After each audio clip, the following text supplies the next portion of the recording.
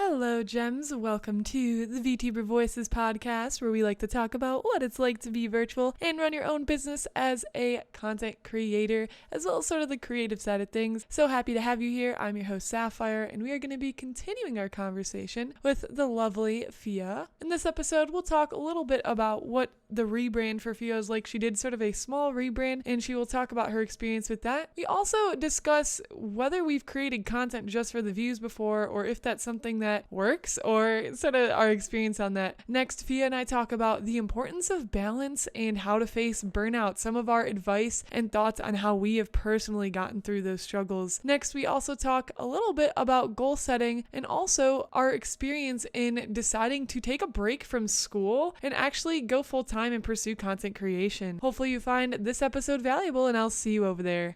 So tell us a little bit about your rebrand. I know this happened a little bit back, about your story from going to the virtual reality show to PHIA, where you kind of decided to switch your brand over. Why did you do that? And how did you do that? Because again, people in the audience, they're always like, what if I want to change later? So maybe to give them some confidence in that. Yeah, totally. Well, my content itself on YouTube didn't really change that much. I was already posting like funny moment, like stream highlight videos, and I was tutorial videos. So it wasn't all the virtual reality show, even though that's what my channel was called. Mm-hmm. And I felt like the reason that people liked the virtual reality show in the first place wasn't necessarily the content that I was putting out, but they really loved my enthusiasm about the content I was putting out. And that's what got them interested in it in the first place. So even if I was picking topics that nobody really cared about before, because of my personality, they got excited about it and they wanted to be a part of it too. And I feel like that was really the main draw to my channel, was me as a person. Yeah. And I decided that that was the thing I really want to highlight, at least at this point in my life. And that's my main tool that I have, is my enthusiasm and personality. And I just decided to switch my channel name to PHIA so that I can kind of focus on growing myself and my personal brand, and focus on that for the time being and see how far I can go. And then maybe one day take those extra steps towards doing the virtual reality shows and entertainment network and the stuff that I kind of told you about before. That's awesome. And do you ever feel like you've had a pull towards things that, I don't want to say like are off brand, but maybe just things that aren't true to yourself, or like following numbers? Have you ever had an issue with that? What do you mean, like just following numbers, like making content that I wasn't excited about just because I want to get views, or? Right. Okay, yeah. I mean, at least for me, I don't make content that I don't care about. Like that Yeah. is something that I will never do, because Yeah. the only reason I even finish things, like I am such a bad, like I have always been the type of person where I only do like 80% of a project and then I give up and I'm just like, okay, I'm done now. But because I love YouTube and streaming and all that so much, it's really easy for me to get through it because I actually care about it and I do want to finish those things. So even if I like wanted to make content just for the views, I don't think I could pull it off, because I would just be so bored or uninterested or just Yeah. feeling fake that I just couldn't do it, to be honest. That's a good answer though. And again, I think it keeps going back to like that intuition and that self-awareness of just knowing yourself. Like you just seem so in tune with like where you want to go and who you want to be, and that's so valuable, because then you like you're like, no, like that's probably not something I want to do, or yeah, that's something I want to do. So it's cool to hear.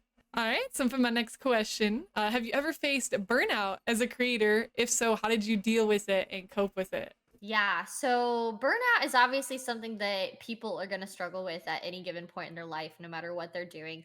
But you have to be particularly careful when you're doing something like content creation as a job, like a full time job, because as soon as you get burnt out and you stop making content, you risk losing so much. And it can be very, very scary. So, at least for me, I haven't had too bad of any troubles with burnout where I totally just felt dry, because I have kind of given myself the ability with my content and opened myself up enough that I'm not necessarily tied down to doing one specific thing. So, if I get tired of working on the virtual reality show, well, I can just kind of focus on making a couple tutorial videos for a little bit until I feel like I'm ready to go make another episode. I can kind of switch up what I'm doing, and I feel like that's really important, is being able to have multiple projects that you're working on and switch between them.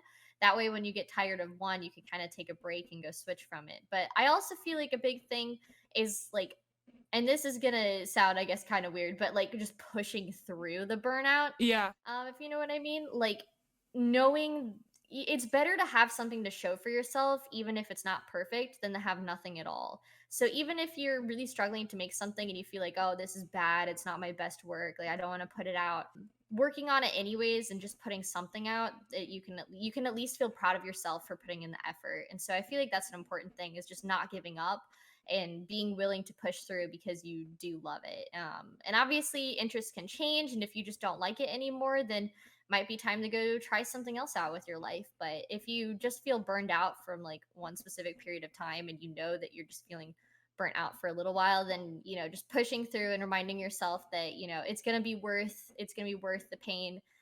That's a big thing you can do, is just believing in yourself. Yeah, there's definitely something to be said for showing up, despite what's going on. And I think that sometimes too, when you do show up despite burnout that you could be going through, I think it ultimately helps make you stronger in the end as well. I know something I've dealt with too, though, is like there's times where I've been like, I'm not really sure. Like I know I'm facing some burnout, but I'm not really sure if I should take a break or not. And some people, like people will say stuff. People will be like, you should probably take a break. So have you ever dealt with like your audience or people saying things to you and like trying to make those decisions for you? And if so, how did you deal with people telling you something like that? Mm. Yeah, I mean, I have definitely had periods where I was working so hard that people were like, "You need to take a break. You need to take a break." And I was like, "I can't take a break. I have to keep going." Yeah. But I've definitely found balance in my life at this point, where I'm at the point where if I don't feel like doing work one day, don't do it. And I just take that day off. I just don't force myself. And I feel like if you force yourself too often, it can really like drag you down. But if you're just like not feeling it one day, then go work on something else. Go do a hobby. Go to go outside and take a walk. It's like that. Can be really refreshing. And at least for me, like I've just found the perfect balance in my life where I know when I should be working and when I should be giving myself breaks, Yeah. so that I don't have to take long-term breaks from my content, because I still feel like I'm in the grind and I can just keep up with it all. So that would be like my recommendation, is like don't listen to what other people say. Do what feels right in the moment, and continue with a cycle that's going to bring balance and healthiness to your life. Still working, but you're valuing your break time as well. So how do you know, like, what are some of the signs for you? Because you said you feel like you have a really good balance of knowing when you should take a break. What are the things where you're like, okay, I should probably take a step back? Well, I definitely think it's like an emotional thing. Like if I Yeah. feel like I'm gonna start crying, like sometimes I'll get like really upset with my content and I'll be like, I'm not like, this isn't good. Like I don't want to do this. Like this is like upsetting. And if I feel the kind of like, oh, I could probably cry over this, then it's usually like, okay, I'm just gonna take the day off and I'm gonna go focus on something else. I obviously not everybody gets that extreme, I guess, like Yeah. to those emotions. But just those general feelings of being like overly frustrated and kind of disappointed in what's going on, then that's the time to step away from a bit, get a breath of fresh air, and then come back ready to work harder tomorrow. I love that. And do you have a specific schedule for your content, or do you go with how you're feeling for it? I have a loose schedule, I would Yeah. say. I think structure as a content creator is really important, because you don't have anybody telling you what to do. So you need to make your own boundaries and rules for yourself. I put out one video every single week. But it's one of those things where I don't hold it to myself so tightly that I can't be flexible, if that makes Yeah. sense. So if something comes up and I can't get a video done on like a Tuesday upload, well, I'll just push it to Thursday and that'll be fine. Like nobody's like, I'm not gonna like die. You know what I Yeah. mean? Like, like it sucks, but if it doesn't happen, it doesn't happen. So it's good to set goals for yourself and keep up with them and to work hard. But you can't be overly frustrated if things don't go perfectly all the time. I agree with you, and I like the loose schedule concept because I think this definitely differs and varies person to person. I think some people, like depending on how your brain works, do really well with having like, okay, Tuesday upload, Thursday upload, but some people need that looser freedom. And I think that it sounds like you're one of those people. I think I'm one of those people where going with like sort of how you feel, but also not being too loose. Like, oh, Tuesday, if Tuesday doesn't work, then we'll push it to Thursday. I really like that mindset because it's not too strict and it's not too loose to where you're not going to be able to get anything done. Exactly, exactly. It's providing yourself with, the flexibility to do kind of what good, you know what I mean? So like still Yeah. hitting deadlines, still meeting goals, still doing what you need to do to succeed. So giving yourself the room to breathe. Exactly. Yes, room to breathe, and that's so important. So for your goals and such, do you set like do you have like a yearly, a monthly, a weekly? Do you get that strict with it, or is it more loose? How do you set goals up for yourself? I mean, I definitely set loose goals and I kind of visualize like, hey, when I wanted to hit 100,000 subscribers, I really wanted to hit it by the end of 2020. Obviously, Yeah. that didn't happen. It happened 6 months later, which is absolutely fine. But I set that loose goal for myself and I tried to keep up with my content and do as much as I could to hit that goal. And those kinds of things are just important. I think another goal I had is by the end of 2020, I wanted to hit 10,000 followers on Twitch, and I did. So that's just a success story. Is I worked really hard to get my content out and promote my streams and stuff like that, and that one worked out. So I think it's good to set goals for yourself and to be like, I want to hit this, then I want to accomplish this, then.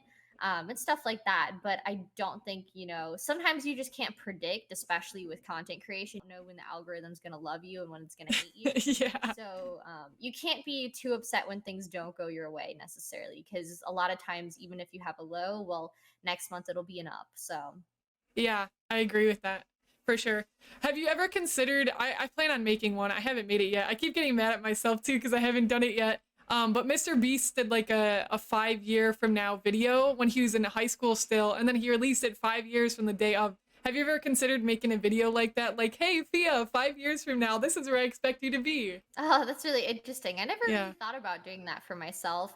I did it in like high school. Like when I graduated, I had a note from myself from like my middle school self, but that was like a required thing that everybody Yeah. did in the same class. You know what I mean? Yeah. So that's the closest I've ever been to it. But that is an interesting idea. I have to sit and think about whether I want to try something like that or not. Yeah, I think I'm still gonna do it. And I was like, maybe I'll do it scriptless, but I think I'm gonna do script because I want to like make sure I get everything in there that I want to say to my future self. But I think it's a super duper cool concept. So do you script your videos or do you do like a little bit of improvisation and script? How do you sort of work on editing and all that stuff? Yeah, I script my videos. I Yeah. try to do research and I use different sources and I talk to different people. Yeah. But I definitely script my videos and then I pull it up in VR. I have a script in front of me that I read off of. And then obviously I do all of my like facial expressions and, that kind of stuff while I'm reading off. Like that you do all that research and talk to other people too. I think it's important to get those other opinions, and I think ultimately that makes your content more valuable because then you have all the different perspectives. I think it's cool too because I know how you said in your content many times how you are an English major or were an English major, and playing that into like your script and sort of being a storyteller and stuff and then putting that into your content.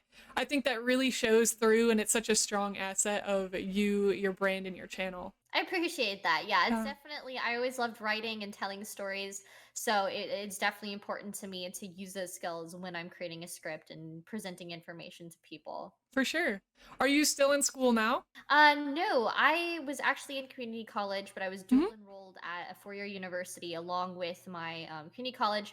But I ended up finishing my last semester of community college and got my associate's degree right as I started my YouTube channel. And I decided that I was going to take a break from school and see if I could make the whole YouTube thing work. And well, that was, a year ago. And here I am, not in school and doing well. So I think I'm doing. I don't want to go back, so I Yeah. don't think I'm gonna go back. Yeah. So yeah, I'm happy having my associate's degree. I think that'll get me as far as I need to go, and then the rest I can do with just my online resume. For sure. And you can always go back to, I think, especially since content's going so well for you right now, that is such a good focus. And again, if there is some point where you're like, hey, I think, my content's kind of self-sustaining now, and maybe like I want to try going back to school, or I want to do something completely different that has nothing to do with school. I want to travel the world or like whatever. I think that, yeah, I think going with the flow of how you feel is important. I've transferred around a bit. My journey with school has been pretty crazy, but in the fall of last year, I was taking classes, and then this last spring that we just had now into the summer, I took a break from school as well to pursue content. So it's interesting to hear how we both sort of had that mentality, and it's been going good. But for me, I decided this term I'm gonna go back to school, and I think for me, one of the reasons why that's so valuable is because of like what I'm doing with art and stuff, and the more I can learn and consume and like try to put it out into a presentational form, the better. Because like I'm trying to shift my channel right now from like VTuber tutorials and stuff to art, which art and VTuber stuff connects a lot because, you know, like clothing design, all that stuff. But I really want to shift it more into 2D art stuff, game development stuff. So I don't know. Yeah, we'll see what happens. But it's cool to see, you know, that you're like, maybe I should take a break too. Like both having that mindset. And look where you are now. Doing great, doing great. I definitely think if you have the opportunity to go for something, Yeah. it's worth trying, especially while you're young and you don't have like a family that you have to take care of and stuff like that. This is like the prime time to work on that kind of stuff. Thank you so much for listening to the VTuber Voices podcast. This conversation has been absolutely lovely so far, and I will see you guys on the next episode on Monday.